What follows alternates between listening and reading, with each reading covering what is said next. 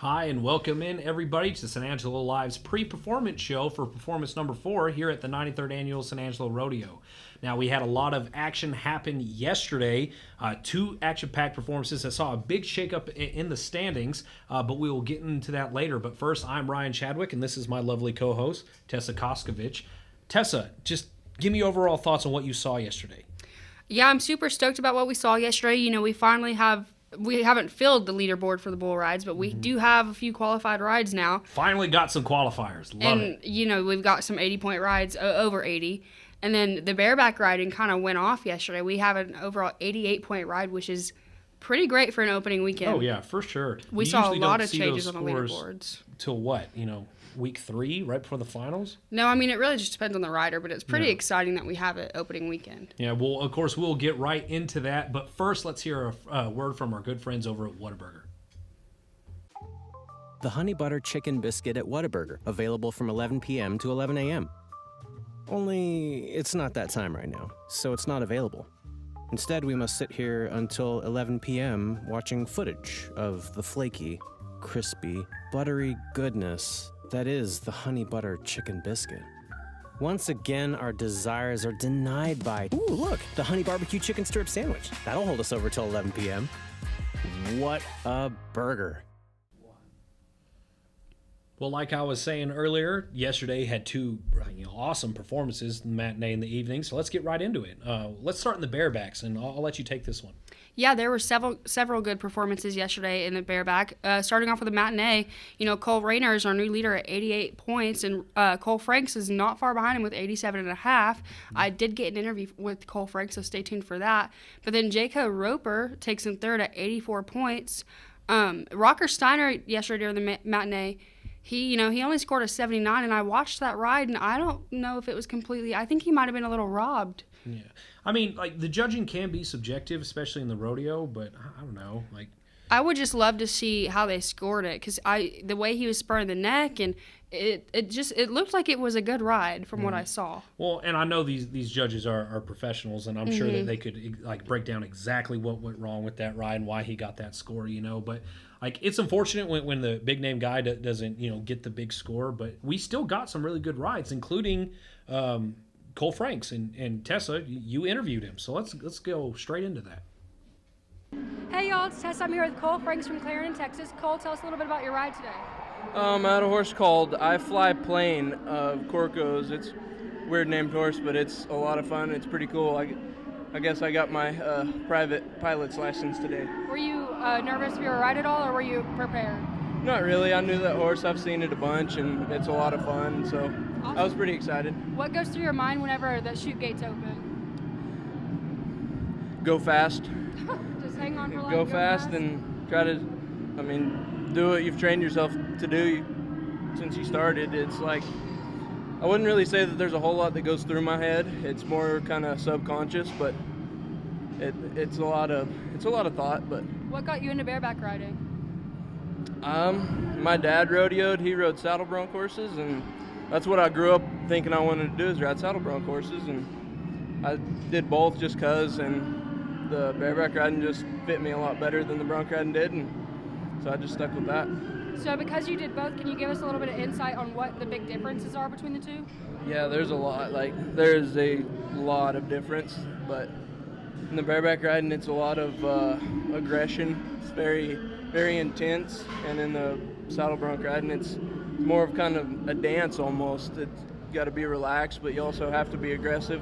So it's hard to find that fine line between the two of them, but it's a big difference. Is there a specific ride that you remember in your career? There's quite a few. I would say probably one of the top ones is Virgil. I got on Virgil a couple years ago, and I was very scared once I saw the draw, but very nervous, but it was a lot of fun. Well, you kicked ass out there today. Thank you so much. Thank you. Have a good day. You too. That was bareback bronc riding, brought to you by Uber Eats. Perfect. And of course, we have to send out a big thanks to our friends over at Uber Eats, who are sponsoring all of our rough stock coverage, which includes the saddle broncs and the barebacks. Now let's go ahead and get into timed events. Steer wrestling, let's start with that. Dalton Massey took the leaderboard with a 3.2 second first round go. He posted a 4.4 in the evening performance, good enough for third place in the average. I mean, that's pretty awesome. That was definitely a shakeup. It was the fastest time in the first round, so like, bam, he won money right there, right? And his second round wasn't as good, but like again, it's one of those where you don't have to get a fast enough time, you just have to get a decent enough time to secure your spot in the finals, right? Right. So I mean, still third place in the average is still awesome there. It's phenomenal, but with it being opening weekend, there is room to be bumped. Yeah, but I mean that 3.2, like that 3.2 was definitely something. That's really solid for him. But we actually caught up with him right after his performance. He basically hopped off his horse and came and talked to us. Or I guess he walked at that point because he just wrestled his steer, right? Right. But anyway, Tessa got with him, so let's see it. Hey y'all, it's Tessa. I'm here with Dalton Massey from Steer Wrestling. Tell us a little bit about your score today. I was 3-2. A couple years ago, I was 3-3 and won the shootout, the cinch shootout. So that's a pretty good time here. A lot of fun. What got you into steer wrestling? I started when I was pretty young, probably like 14, 15. I started jumping off a horse, and my granddad and we practiced all the time out there. And once I started, I kind of knew what I was going to do. What do you think is the most important aspect of steer wrestling, and what makes a win? I mean, number one, you got to have a great horse under you. You can have a common horse and be a great steer wrestler, and you're never going to get better than good. But having a great horse can take anybody to the top. So, that's number one for me, and working hard at it and drawing good and making good runs. How do you train your horse to know what to do and be what you need it to be? Do a lot of practicing, and at the house you can get some confidence on them and give them confidence, and just make it where we get to the rodeo, it's no different than being at the house. If you had any advice to give to someone who was getting into steer wrestling, or any college athletes that wanted to go pro, what would you tell them? I mean, it's pretty easy to get into. Well, not super easy to get into, but there's lots of guys doing it, and you can find everybody on social media or whatever, and they're always putting on bulldogging schools, clinics, steer wrestling schools around the country, and that's a great place to start. You show up to one of those and do that for a weekend. A lot of guys get weaned off pretty quick, but some guys take to it and just love it, and it's for a lot of guys that maybe did college sports and don't know what they're going to do after that. It's a great opportunity to do something and do something else with your life with a lot of competitiveness and maybe turn it into a profession. Awesome. Thank you so much. That has been Dalton Massey, and all steer wrestling and timed events are brought to you by Robert Lee Care Home. Next, we move on to the tie-down roping. And, of course, that was all about our San Angelo Cowboys today. The brothers, Ty Harris and Joel Harris, both competed in the matinee and in the evening performance. Not so good in the matinee. Ty recorded a no time, and then Joel completely missed his calf, so he got a no time as well. And you talked to him after that first round, and while he was disappointed, he was still positive, yes? Yeah, I caught up with Ty after his first performance, and he was still super stoked to be at the San Angelo Rodeo and representing his hometown. And he was really trying to stay positive for his ride later last night. Yeah. Well, and I've talked to Ty before, and he always reiterates every single time I interview the guy about how much the San Angelo Rodeo means to him. It's his favorite rodeo. Which is nice for us to see from a hometown boy. And he loves performing in front of that home crowd. And luckily, all that positivity paid off, because in the second round, not only did he redeem himself in front of his home crowd, but he posted the fastest time at the rodeo so far. Ty Harris recorded a 7.1 in the second round. They're both out of the average at this point, right? Because they both recorded the no times. But that 7.1 put him firmly in the money. That time, and I say 7.1, I'm pretty sure it's a 7.0, wasn't it? I think it was a 7.1. Yeah, okay. Well, then I was right, 7.1. But yeah, that 7.1 is going to be tough to beat by anyone. Like, you got to be blazing fast. But afterwards, like, I talked to Ty. I was like, we interviewed you this afternoon. I was like, but would you rather do it now? And he's like, of course. So, yeah, he was super excited about it, and let's get right into it. I'm with San Angelo's own Ty Harris. Ty, didn't have any luck this morning, but you just put up the fastest time in the rodeo in the tie down. Just tell me what's going through your mind right now. Man, so much, that's pretty upsetting anytime you can let your hometown crowd down like that, and these people wait all year to watch me rope and compete here, when they love and support me from afar on the Cowboy Channel all year long, but to get to do that and have a little success in front of them, it sure means a lot. Now, and it's not even like you succeeded, like you blew it out of the water, right? And that time's going to be hard to beat. I know the average might be out of the question, but it's almost like you're winning some money here, right? Oh, I'm going to win good money, and man, it's just you can't replace the feeling that I have right now competing in front of these people. It's just, like I said, it's the most pressure that I feel all year, but it's the most gratitude when it works out and when I can do some good. These people love and support me so much, and I just like to give a little bit back to them. All right. Well, again, this has been Ty Harris, posted the fastest time in the tie down so far in the San Angelo Rodeo.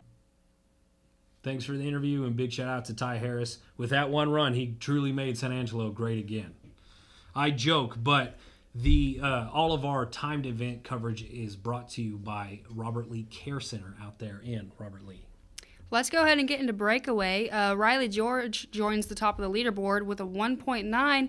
That being said, the top 6 scores are a 1.9, so yeah, and that's going to be a hard one to beat. Well, and like the thing with breakaway too, it's like because the start is so short, it's like they have to take chances, right? And when those chances pay off, it's going to be like, bam, the run's over, And so like it's an exciting event in itself, but when all those girls get stacked up, you get 1.7, all of a sudden that's all the money, and then you get enough of them, like you end up having a bigger finals. Let's say you have a 2.0, you're out of the finals, right? So it's like I said, it's just interesting. But of course, Rylee George joined that group tonight. She is one of the 6, and I actually interviewed her. So let's go ahead and get right into that.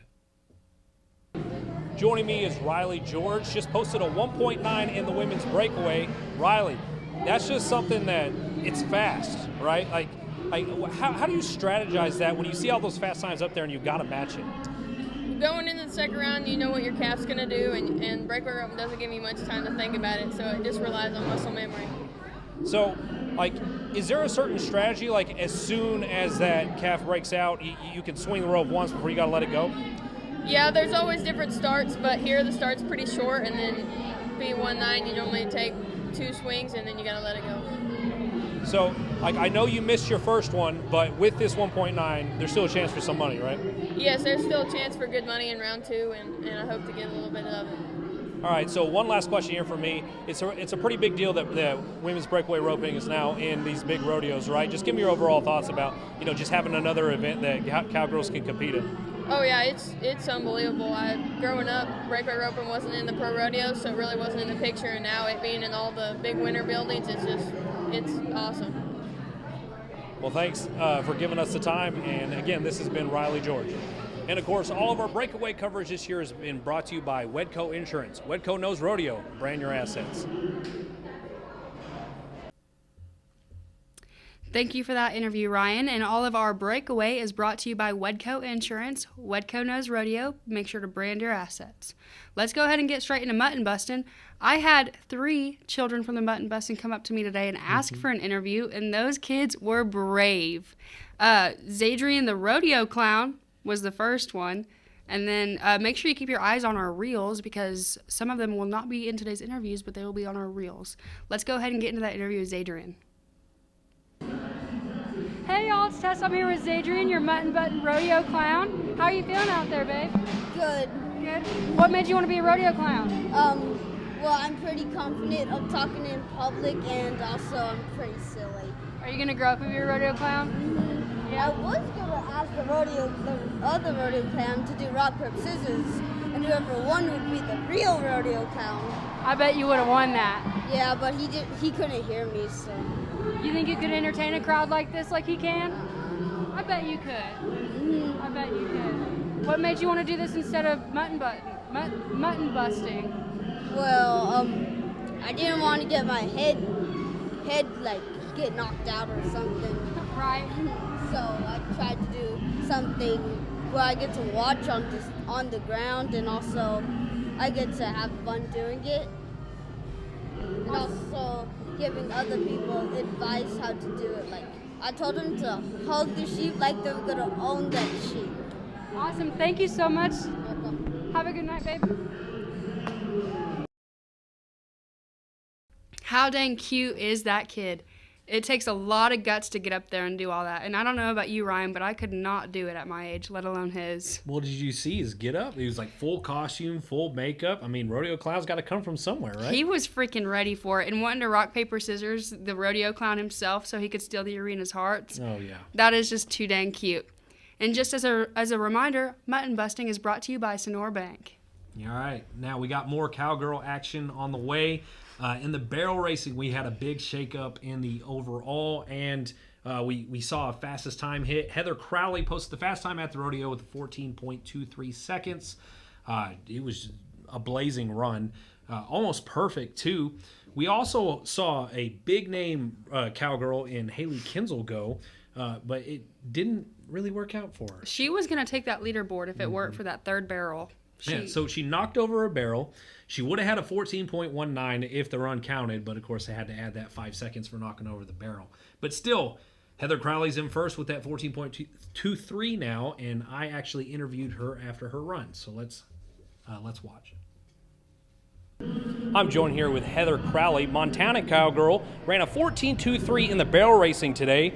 Heather, walk me through it. Okay, this is about my third run back on her. I live in Montana, and it's cold there in the winter, and I had given her quite a bit of time off this winter, and so I just got her back. And I mean, you always hope that they do that, but you don't really know. And when this is only my third run back, then it was really exciting. And you were going against some stiff competition today, too. I know that Haley Kinzel went right after you, and she ended up knocking a barrel over, but, like, how big of a sigh of relief was that when you saw that barrel fall and your time was like, oh, still in first?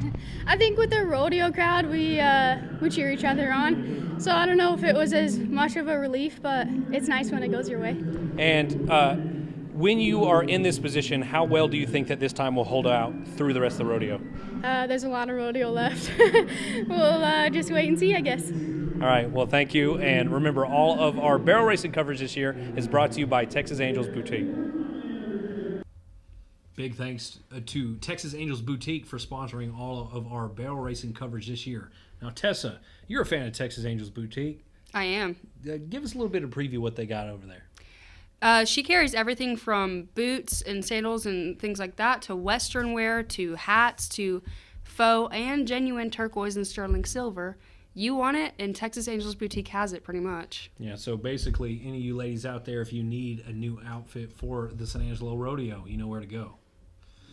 Finally, we are into bull riding, and Tessa, we got some qualified rides. We finally got some qualified rides. Yeah, we had one in the matinee and two in the was it two in the evening performance? I think it was two in the evening performance, but specifically that one in the matinee, it was a big sigh of relief to everyone in the arena.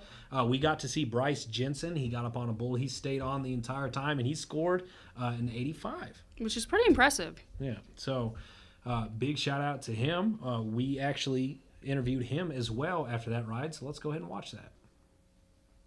I'm here with Bryce Jensen, Huntsville, Texas cowboy, and now officially the only cowboy who's ridden a bull at the San Angelo Rodeo. Bryce, just tell me how you're feeling right now, knowing that out of like 20 bull riders so far, you're the only one who stayed on.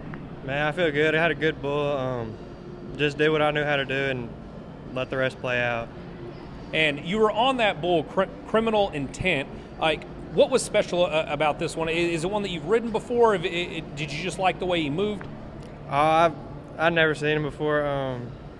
I go into riding bulls blind. I mean, if I look at a video, I usually try to set a trap and it don't end well, so I go in blind. And so you posted an 85, and no matter what, that's going to be a score that's going to hold for a while, right? How confident are you that that's going to at least put you into the finals? Man, it just depends on everyone else how they do. I feel like it should get me into the finals, but who knows? All right, well, and let's get into just a little bit more about you, man. Like, how long have you been riding bulls for? Since probably I was like 14. Started with steers, then started getting on bulls, and so I've been doing it for about, I guess, 7 years. And for the people at home who don't really realize how massive these animals are, you standing next to them, whatever possessed you to be like, you know what, out of everything I can do at the rodeo, bull riding, that's for me? Well, I don't know. I tried it once and I loved it. So it's the adrenaline, I think, and just like the people and the connections you get to make, and everyone's like a family. So I don't know. It just made it like comfortable, I guess, and yeah. I hear you, man. Well, you have our leader right here in the bull riding is Bryce Jensen. And remember, guys, all of our bull riding coverage this year is brought to you by Alpha Paving. Thanks again for that interview, Bryce, and good luck moving on. In the evening, we also had two other bull riders join Bryce in the qualified rides. We actually had someone take the lead. That was Elijah Mora. He posted an 85.5, and then, of course, Jesse Petrie, he's in third place with an 84.5. I'm just glad that we're finally getting, more qualified rides. So hopefully by the end of this rodeo, we can fill out a finals. Right, and we've got 2 more weekends to do it, but the Cowboys sure are learning a lesson in gravity this weekend. Yeah, Bulls are still winning in a landslide. But guys, remember, all of our bull riding coverage this year is brought to you by Alpha Paving. Let's go ahead and get into the preview for today's show. It will be show number 4 for this year's rodeo. We've got some bigger names and a rookie coming at us. Starting off, we've got Sage Allen. He is number 17 in the world as far as bareback riding goes, followed by Mason Stoller, number 18 in the world for bareback. And then we've got Chet Wheats, tie-down roper, number 13 in the world. And then Ernie Corson for bull riding, number 24 in the world. And I am pretty excited for Trent Ferrier. He is an 18-year-old rookie that we have coming at us for bull riding. So a couple years ago, we actually had a rookie do really well. He was leading the bulls for like a long time, I think multiple weeks until that final weekend. I find that the rookies do better because they have more to prove. When they have no fear. And this is a huge rodeo for them. I mean, I'm sure, I don't know if it's like this for the ladies as well, but I remember when I was 18, I didn't care. I was never going to die, And so climbing up on a bull, it shouldn't be that scary for them, right? No, there's definitely a reason the ladies live longer. We have that fear. All right, but yeah, like I said, we got an action-packed show ahead of us today. But let's recap the scores up to this point through Performance 3. We just talked about this, but in the bull riding, we got Elijah Mora in first place. He posted an 85.5, followed by Bryce Jensen with an 85, and Jesse Petrie, who posted an 84.5. In the bareback, Cole Reiner is in first place with an 88. Cole Franks posted an 87.5 for second. Waylon Bourgeois, he posted an 85.5. Jaco Roper is in fourth with an 84.5, tied with Cade. Well, that's in fifth place. Cade Saunier with an 84. In the saddle bronc, we got Thane Elshear. He is in a tie for first place now. That's new. He posted an 85.5. He's tied with Ben Anderson, who also had that 85.5. Jake Finley is in third. He posted an 84.5. Colby Wanchuk, he had an 83. And Cooper Thatcher, he posted a 79. Coming in at 6 is Lefty Holman. He had an 82. TJ Anglin, he had an 81.5. In 8th, we got Shorty Garrett. He posted an 81. In 9th, we have Tanner Butner. He is tied with Isaac Diaz, who both had an 80.5. On to the barrel racing. Heather Crowley is our new leader after the second round. She posted a 14.23. She beats out Fallon Taylor by 0.01 seconds, who had a 14.24. Lindsay Mugley posted a 14.31. Julie Plord, that was last night's rider. She had a 14.32. And Latricia Duke is in fifth with a 14.34. Leading the average is Julie Plord. That has no change. She's in a tie for first at 30.31 with Crystal Dillman. Lindsay Mugley is in third with a 30.33. Latricia Duke is in fourth at 30.44. And, of course, Heather Crowley with that time tonight put her in fifth at a 30.47. Now on to the steer wrestling. Dalton Massey with that crazy time in the matinee. He posted a 3.2 seconds. He leads in the individual rounds. Mike McGinn posted a 3.4 for second place. Winston McGraw posted a 3.5 for third. In fourth, we got Bridger Chambers, who posted a 3.6. And in fifth, Till Sykes and Brandon Harrison are tied, each with 3.8 seconds. In the average in the steer wrestling, Mike McGinn, he is at 7.2 seconds on 2. Bridger Anderson is at 7.5 seconds in second place. In third, Dalton Massey with that crazy first round. He's in third at 7.6. Fourth place, Hunter Cure. He posted up a 7.7. And finally, in fifth, Stetson Jorgensen. He has an 8.1 second after 2. In the tie down, the 2-run time here, Chance Fleming's in first with 17.1 seconds. Garrett Jacobs is in second with 17.3. Cody Mahaffey, he's in third with a 17.6. Andrew Burks in fourth with 9.2 second. That's only 1 run. But of course, in fifth place, we got Trent McDonald, 18.2. Shout out Ty Harris, he had that 7.1. In the top 5 for the team ropers, this is the average here. The duo of Trineri and Yakwo, they had 8.7 seconds on 2 runs. Buckaloo and Harrison, 9.1 seconds. Oldfield and West are in third place, and they are tied with Wheats and Walker at 9.2 seconds. And finally, in fifth, we got Egaskiza and Woodard at 9.6 seconds. The average leaders for the breakaway ropers, we got Jenna Dallin. She is leading at 4 seconds on 2 runs. We got Jordy Edens in second with 4.1 seconds on 2 runs. Shaylee King's in third at 4.4. Christy Stewart is in fourth at 4.8. And finally, Sawyer Gilbert posted 4.9 on 2 runs.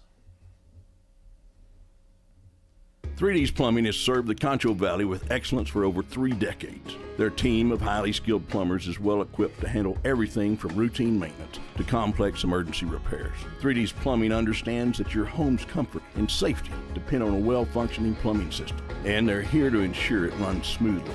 When you choose 3D's, you're not just hiring plumbers. You're welcoming a team of experts into your home who genuinely care about your peace of mind. Remember, one call does it all. Thank you, San Angelo. And that's it for scores. Tessa, 3 performances in the books. This is your first year covering rodeo with us. Give me your overall thoughts so far. I've had a super fun weekend. I'm super stoked for the rest of the season. Rodeo is one of my favorite times of the year, and I'm learning a lot of things, being able to cover the news for it. I'm meeting a lot of new great people, and I'm just super happy to be part of the team. Yeah. I will say this is my third or fourth rodeo. Third, yeah. This is my third rodeo now, and coming from a football guy who knew little, next to nothing about rodeo before I started covering this, I've learned a lot, and I enjoy it. Especially when you can actually get to the point you can start breaking down the rides for yourself a little bit. When oh, that was a good one because of this, or man, he didn't get that score because you know what I mean. So I'm having a good time too. It's a bit of a grind, and it's going to continue to be one, but, we're 3 performances in. We got 1 more, and the first weekend's done. I know. I'm super happy about it. All right, guys. Well, thank you so much for joining us on our coverage and preview for performance number 4. Be sure to check in after the rodeo for, all our reels and interviews.